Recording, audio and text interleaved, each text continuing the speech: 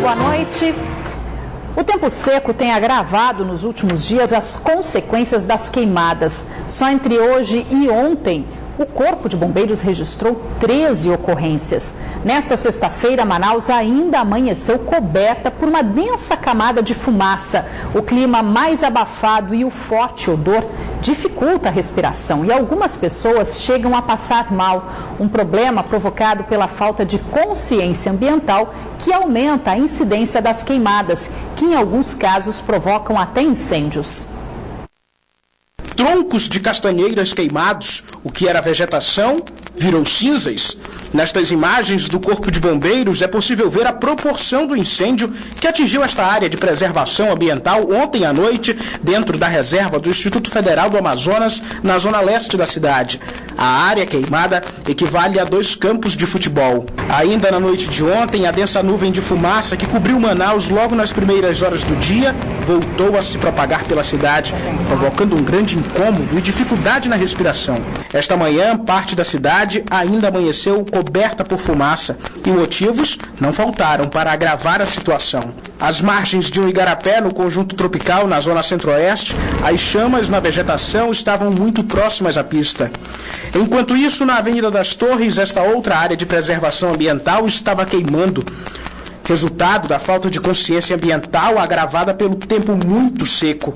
Essa condição de menos chuva tem favorecido a condição mais seca da superfície, de áreas verdes, que agora estão se tornando mais susceptíveis a fogo.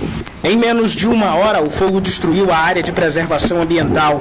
Enquanto a vegetação estiver muito seca e focos de incêndios como esse continuarem a ser registrados, estudiosos do Instituto Nacional de Pesquisas da Amazônia garantem que existe uma grande probabilidade do céu todos os dias amanhecer acinzentado. Hoje foi menos do que ontem, mas ainda foi possível sentir. Nas últimas 48 horas, o SAMU registrou mais de 300 ligações, do que o normal, de pessoas dizendo estar passando mal com a fumaça. Um aumento de cerca de 15% das ligações, tanto dos pacientes solicitando informações acerca do que deveria ser feito, como também agravos à saúde. Fumaça no céu e alerta para quem está aqui embaixo. Ficar exposto é perigoso, é preciso cuidados básicos. O ideal é que se mantenha em casa, evite os lugares abertos onde a fumaça ainda persiste, ainda mais no final do dia, no início da manhã. E o paciente precisa se hidratar bastante, beber bastante líquido. E tem mais, a fumaça pode permanecer pelos próximos dias. Porque nós estamos num mês muito seco, tipicamente seco, e ainda muito quente. Então, a condição urbana da cidade vai favorecer que a fumaça venha para a região. E segundo o Corpo de Bombeiros, esse ano já foram registradas 320 ocorrências de queimadas só em Manaus. Em todo o ano passado foram 304 ocorrências. 2 mulheres foram presas esta tarde após tentar assaltar uma agência bancária que fica dentro da Câmara Municipal de Manaus, na zona oeste da cidade.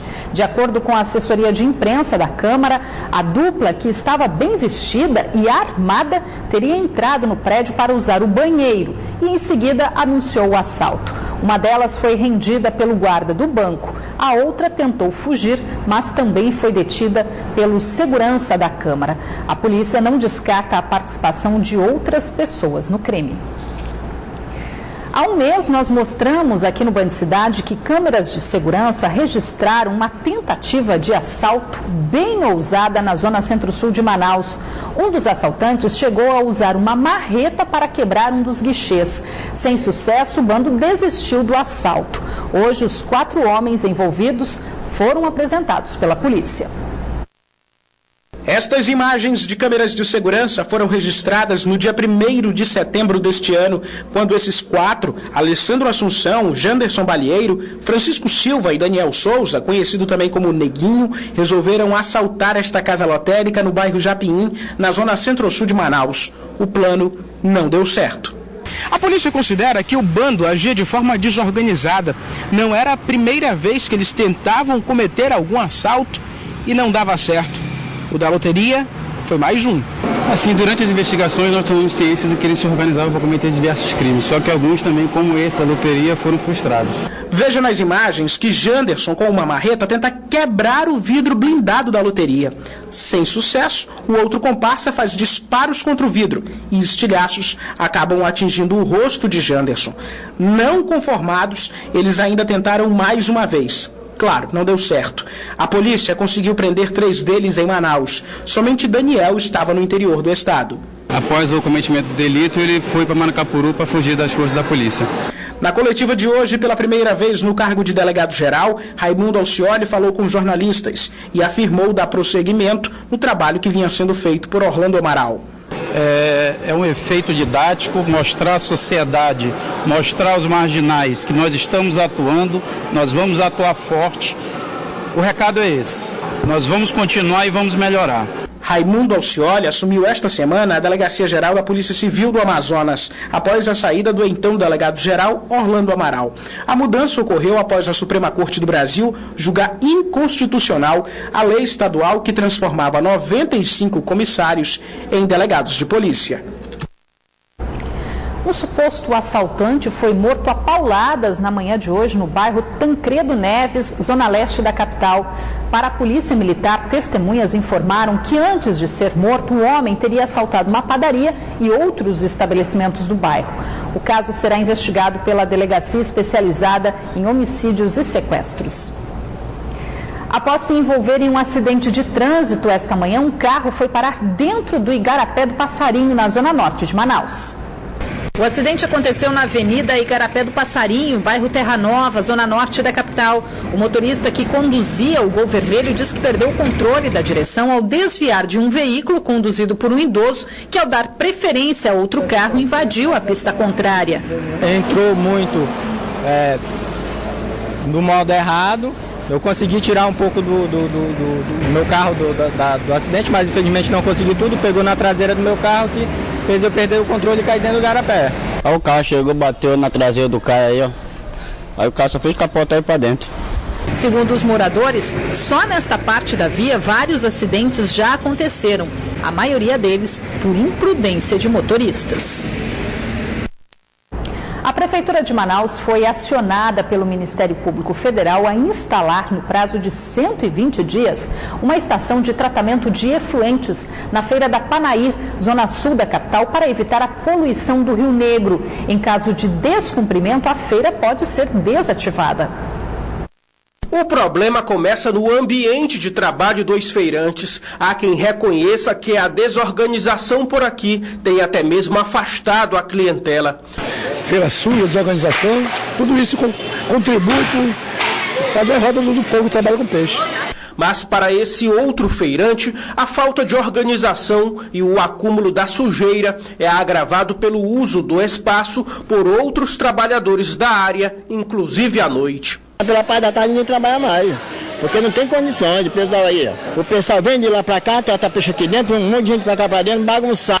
Cerca de 5.000 trabalhadores movimentam a Feira da Panaí, localizada na zona sul da capital. O despejo desses resíduos e do esgoto sanitário sem tratamento no rio virou caso de justiça. O Ministério Público Federal pede que a Prefeitura seja obrigada a instalar uma estação de tratamento de efluentes no local e disponibilizar contêineres para receber os resíduos sólidos no prazo de 120 dias. O município está sujeito à multa e a feira pode ser desativada em caso de descumprimento. O Ministério Público Federal requer que seja arbitrada a multa diária em valor mínimo de R$10 mil contra a pessoa do secretário para que ele resolva o problema. Outra solução que o Ministério Público propõe é que, em último caso, os feirantes sejam retirados do local e a feira, assim, deveria ser desativada com a remoção desses feirantes para outro local. As condições precárias aqui na área da Feira da Panaí é no geral, e com o avazante, o acúmulo de lixo em maior quantidade é outro agravante para a poluição do Rio Negro. O presidente da comissão gestora da feira cobrou a fiscalização. Se nós tivéssemos uma estrutura aqui, entendeu? Tivesse pessoa da secretaria fiscal que ficasse menos até 9 da noite, impedir o tratamento de peixe à noite. A comissão gestora não tem poder para impedir isso. Porque ele tem que fazer aqui, cobrar do administrador. E ele fazer o relatório e passar para a secretaria. Mas aí o poder para proibir isso aí é eles lá, não é a comissão gestora. O presidente do Sindicato dos Feirantes também cobra agilidade na solução do problema, mas acredita que a ação judicial possa ameaçar o abastecimento de alimentos no estado. O que tem de errado aqui era para ter sido consertado no início. Por que não foi feito lá atrás, quando construíram a feira? Ou por que não fizeram no decorrer desses 15 anos que tem a feira aqui, quase 20 anos? Quais são as providências que o sindicato pode tomar? Conscientizar o feirante a não poluir tanto, que eles estão dizendo, de jogar o resíduo sólido na água. Nós vamos orientar nesse sentido. Quem faz o abastecimento da cidade de Manaus e do interior do estado do Amazonas é os feirantes. É o feirante que vai buscar o peixe em Boa Vista, em Porto Velho, é o feirante que vai buscar o tomate no sul, é o feirante que vai buscar o alho lá na Argentina para abastecer a cidade de Manaus. A Secretaria Municipal do Trabalho, Empreendedorismo, Abastecimento, Feiras e Mercados informou que ainda não foi notificada da decisão do Ministério Público Federal. A Corregedoria Geral de Justiça fez recomendações ao Tribunal Regional do Trabalho da 11ª Região, que abrange os estados do Amazonas e Roraima. O resultado da correição ordinária realizada esta semana foi apresentado em uma sessão pública na manhã de hoje. Com o relatório em mãos, o Corregedor-Geral da Justiça do Trabalho, ministro Brito Pereira, ressaltou que, em relação à conciliação, uma forma de resolver conflitos mais simples, o rendimento da Justiça do Trabalho no Amazonas e em Roraima está muito baixo, 26,9%, enquanto a média nacional é de 39%. Em relação ao trabalho dos desembargadores, foi verificado que nos primeiros 7 meses de 2015, a produtividade, razão entre processos recebidos e solucionados, ficou em 71%, também abaixo da média nacional, que é de 89%. Isso fez aumentar o estoque de processos, passando de mais de 4.400 para pouco mais de 6.000 processos. O ministro fez algumas recomendações ao tribunal.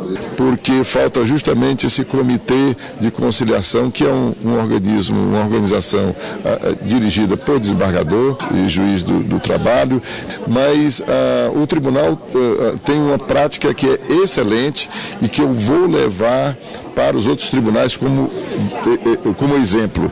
É que quando se conclui o valor da sentença, tudo com todas as correções, todas as atualizações, o juiz do trabalho convoca as partes para uma conciliação ali, para se saber quanto é que ele vai receber de aviso prévio, quanto é que ele vai receber de horas extras, de dano moral, tudo que ele ganhou, e está ali, o juiz mostra com a planilha. A presidente do TRT da 11ª Região ressalta que o tribunal conseguiu atingir algumas metas do Conselho Nacional de Justiça, mas outras não. Mas a nossa intenção, nosso esforço, nosso trabalho visa isso, atingir todas as metas. Também foi verificado o déficit de 71 servidores nas varas do trabalho. Nós estamos com o projeto caminhando no CSJT e que depois deverá ir para o Congresso, para aumentar o número de servidores, que realmente hoje o nosso quadro é muito defasado. Estamos aí para fazer o concurso para juiz, vamos fazer ano que vem,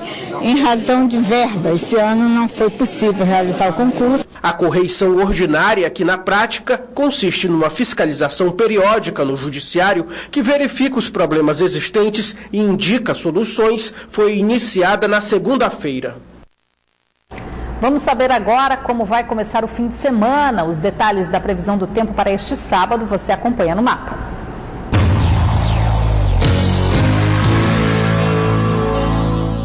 Em Apuí, a previsão é de muitas nuvens, com chuva fraca. As temperaturas variam entre 25 e 36 graus. Em Canutama, o tempo fica encoberto, mínima de 26 e a máxima chega aos 40 graus. Em Manaus, a previsão para o sábado é de sol entre nuvens. As temperaturas variam entre 27 e 38 graus. Agora, atenção motoristas, neste sábado a estrada do Tarumã será interditada para a retirada da ponte provisória e início das obras da ponte fixa.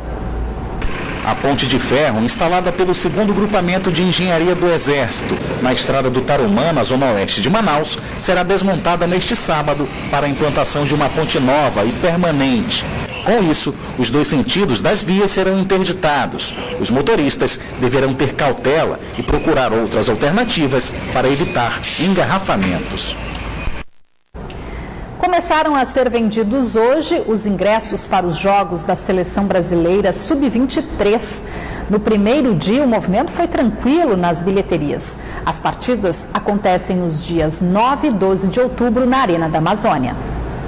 Os ingressos começaram a ser vendidos às 8 da manhã. Na fila, gente surpresa e animada para ver a Seleção Brasileira Sub-23 entrar em campo. Você acha que, por exemplo, estava faltando um jogo como esse aqui na Arena da Amazônia? Com certeza, a gente está precisando de mais visitas aqui no Amazonas, aqui, entendeu?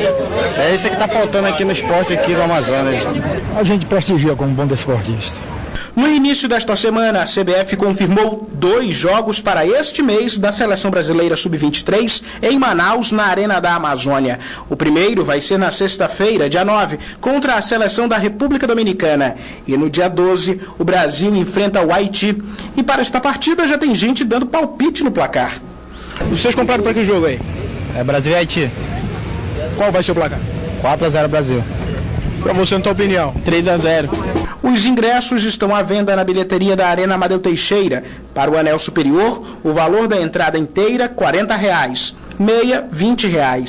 No caso das cadeiras do anel inferior, o valor da inteira, R$ 60 e meia, R$ 30. Um preso que era escoltado do presídio para uma clínica onde fazia fisioterapia foi resgatado na tarde de hoje em Manaus. Os policiais militares que faziam a escolta tiveram as armas roubadas e foram encaminhados para a corregedoria da PM. Outras informações com Neto Cavalcante. O preso que cumpria a pena no Compage estava sendo levado para uma clínica de fisioterapia localizada no bairro Cachoeirinha, na zona sul de Manaus. Os 2 militares que faziam a escolta do detento foram abordados bem na frente da clínica por homens armados. O detento foi identificado como Isaac Braga Silva. Ele possui uma extensa ficha criminal com vários delitos, como roubo e tráfico de drogas. As armas dos policiais também foram levadas pelos criminosos, que chegaram a agredir um dos PMs com uma coronhada na cabeça. Até o momento, a polícia não tem notícias do paradeiro dos bandidos. Os militares foram ouvidos aqui no 1º Distrito Integrado de Polícia. Neto Cavalcante para o Band Cidade. Por meio de nota, a Secretaria de Estado de Administração Penitenciária informou que a Polícia Militar já realiza as buscas ao fugitivo. Neste fim de semana, 130 lutadores vão participar de um circuito de MMA amador. A competição vai ser realizada dentro de um shopping na zona norte da cidade e espera revelar talentos para o esporte que mais cresce no mundo. As lutas vão ser realizadas no sábado e no domingo. Nesta sexta-feira, os atletas enfrentaram o primeiro desafio, bater o peso da categoria. Primeira parte que é difícil é a pesagem, né? Mas por honra e glória do Senhor, nos tem dado força aí, porque é o que a gente escolheu, né? Além dos atletas amadores, o evento traz 4 lutas entre profissionais. Jorge Leal e Sérgio Ribeiro vão fazer a luta principal do evento, na noite de domingo. Domingo a gente encerra com profissional aí, graças a Deus tá fazendo a luta principal da noite. E só tenho a dizer que o negócio vai pegar. Mas até lá vão ter muitos confrontos, inclusive com lutas femininas. Primeira luta vai ser, como é que tá a expectativa aí? Primeira luta, tô bem nervosa, mas tô bem confiante também, treinei para isso. Para o idealizador da competição, uma oportunidade de revelar novos talentos. Eu acho que é um evento que pode ter um futuro muito promissor, pode ser um formato totalmente esportivo, a gente sabe que é difícil fazer esporte no Brasil, mas é um esporte que está em ascensão e a gente vem em busca de novos talentos. Tudo sob o olhar dos padrinhos do evento, Dileno Lopes e Eric Índio, referências do esporte no Amazonas. A oportunidade para eles que estão surgindo agora vai ser muito bacana, vai ser show de bola. Eu creio que vai realizar muitos atletas desse evento. Nos Estados Unidos já acontece há muito tempo, MMA amador, eles já preparam os atletas deles para entrar no profissional. No Brasil já começou, né? E começou nesta quinta-feira a 8ª Copa Norte de Tênis. A competição acontece nas quadras do Tropical Hotel, na Ponta Negra, e reúne atletas de vários estados da região norte. E para quem curte o esporte, a boa notícia é que a entrada para acompanhar as partidas é de graça. Somar pontos e fechar o ano com o título de melhor da região é a meta dos 102 tenistas que participam da 8ª edição da Copa Norte de Tênis. A competição, que começou nesta quinta-feira, é disputada no complexo esportivo do Tropical Hotel. Leonardo Neves viajou quase 1.000 quilômetros de Roraima até o Amazonas. Na bagagem, a esperança de sair daqui com o título da classe 3 da Copa Norte de Tênis. Nós viemos aqui para levar o caneco, em todas as classes que nós participamos. Com muito respeito também à turma de Manaus, mas a gente se preparou para esse evento. Com essa mesma expectativa está o amazonense Anderson Nascimento, que vem em busca do lugar mais alto do pódio na classe Pro Master. Esse é o meu primeiro do ano, aí vamos vir aqui para poder fazer o melhor possível. Favorece a quadra, que é o jogo que eu gosto, e vamos ver o que é que vai dar aí, né? Leonardo e Anderson conheceram seus adversários durante a abertura da competição. E os primeiros duelos já são cheios de rivalidades. Nós vamos ter o confronto na Pro do Arnaldo Santos versus o Ítalo Kaique, que vai ser um jogo muito bom, com cara de revanche. Ítalo Kaique vem aí cuspindo fogo para tentar conseguir essa revanche em cima do Arnaldo Santos. Nós temos o jogo do Sandro Guimarães versus o Fábio Tomé, que é outro jogo muito bom. A 8ª edição da Copa Norte de Tênis acontece no complexo esportivo do Tropical Hotel até o próximo dia 10 de outubro. E entre uma raquetada e outra, a competição reserva muitas surpresas, seja com os veteranos ou com os iniciantes. Quero pelo menos ganhar o primeiro jogo. A nossa última competição, continuamos com essa parceria maravilhosa com a TV Bandeirante, acontece dia 2 de dezembro. Então, dia 2 de dezembro, a gente vai ter o que há de melhor em todas as classes e categorias.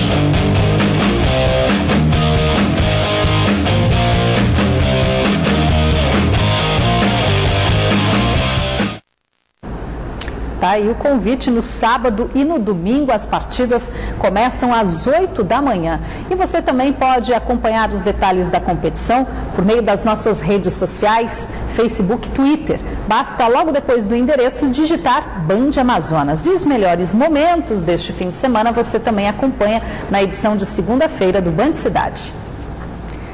E a edição de hoje fica por aqui, mas você pode acompanhar outras notícias e também a nossa programação pela internet no site band.com.br/Amazonas e também pelas nossas redes sociais. Amanhã tem Band Cidade Entrevista, que recebe o presidente da Associação Comercial Amazonense, Ismael Bicharra. O programa vai ao ar 6:50 da noite. Não perca!